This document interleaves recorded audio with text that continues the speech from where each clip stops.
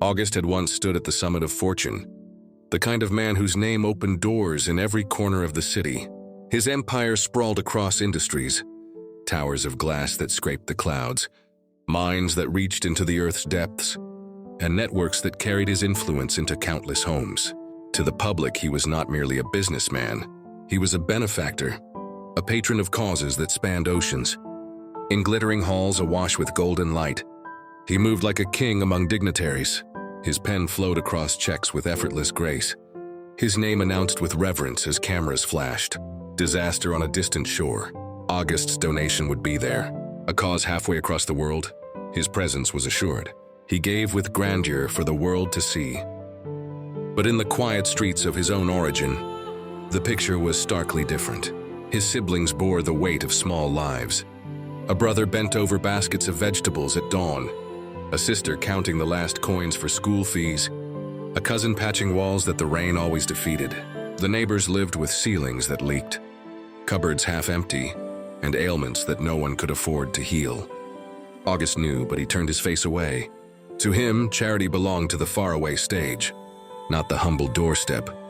Then, as abruptly as the sun sinking behind a black horizon, the sky over August's world collapsed. A quarrel with a powerful hand set the winds of ruin upon him. Accusations fell like stones. His accounts were sealed, his properties taken. And his name, once polished and adored, was dragged through the dust. Friends melted into shadows. The same media that had crowned him now carved his reputation to pieces. Prison took him in, its walls swallowing the man who had once stood under chandeliers. In the dim cell, with nothing but the echo of his own thoughts, he discovered the silence of abandonment.